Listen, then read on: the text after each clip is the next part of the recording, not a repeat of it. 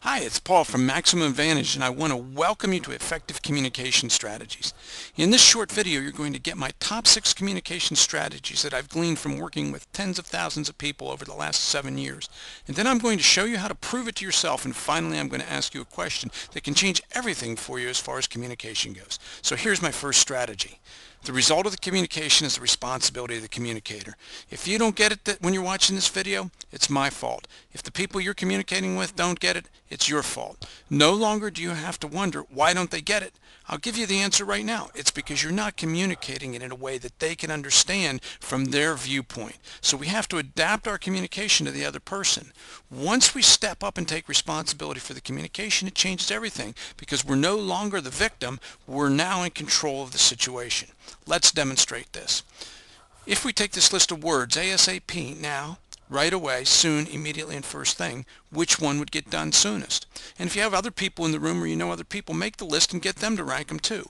When you compare the lists, you're going to see that they're quite different. Let's apply this to the real world. Let's say that you're the boss and you've got a subordinate. You need to get a report done right away. So in your mind, you say, hey, I need this report ASAP.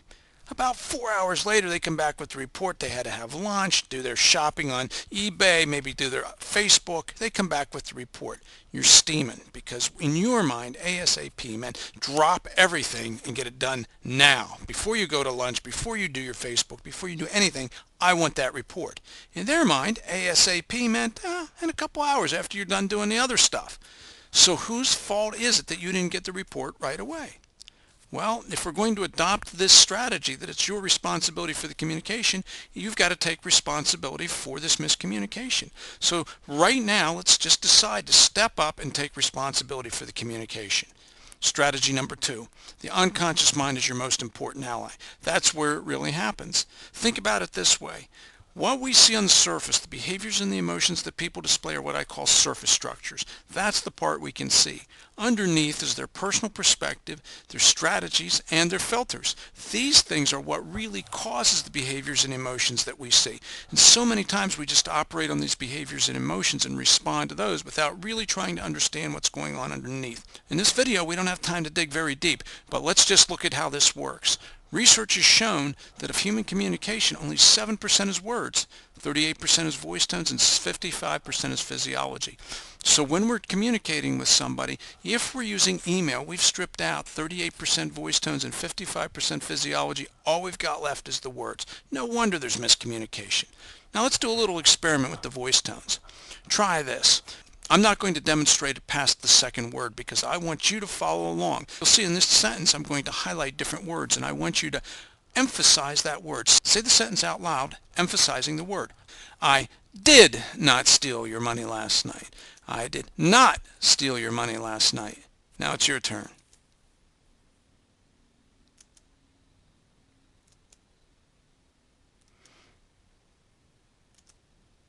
Pretty interesting, isn't it? Just by changing the emphasis of the word, you can change the meaning of the sentence completely.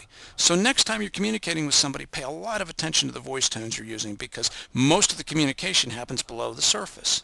Strategy number 3, if you aren't getting the result you want, try something different. Sounds obvious, but a lot of people get stuck. They're just doing the same thing over and over again, and they're wondering why it's not working. I had a boss at one time and his method of communication was basically yelling, and if it didn't work he just yelled louder because he figured if it's not working I need to do more of it. So here's my strategy. Take action, observe if it's working, modify your action if necessary, and come back and repeat. And just repeat this simple little structure until you've found what works. So don't continue to do the same old stale thing that's not working. Get some new strategies, see if they're working, and repeat the cycle until you've got the outcome you want. Strategy number 4, it's not about you. Sorry to say, to communicate effectively, we've got to see the world the way the other person sees it. Our natural tendency is to see it our way and to operate from our view of the world, but in order to be effective, we have to understand the other person's view of the world and go to where they are. We're not going to judge whether they're right or wrong, although I'm not saying there is no right or wrong in the world because I believe there is, but if I'm communicating with somebody who doesn't believe there's right or wrong in the world, I can't try and come from my viewpoint that there is right or wrong. It's not about you, it's not about me, it's about the other person you're communicating with. Strategy number 5, communication can change reality. If you don't think so, take a look at the top advertisers of 2006, the last year I could get data for. They spent $150 billion, the top 100 advertisers, and they didn't do it because they didn't have anything else to do with $150 billion. They did it because it could change reality, yours and a lot of other people's, and make money for them. So your communication, as you become a more expert communicator, you will learn how to change the reality of other people. And number 6, it's better to be successful than right. Sometimes I get some pushback on this one and say, well, I want to be right. Hey, that's okay. You can be right, or you can be successful sometimes. Now, I'm not saying that they're mutually exclusive, but sometimes you need to just say, you know, I'm going to do what I need to do to get the result I want.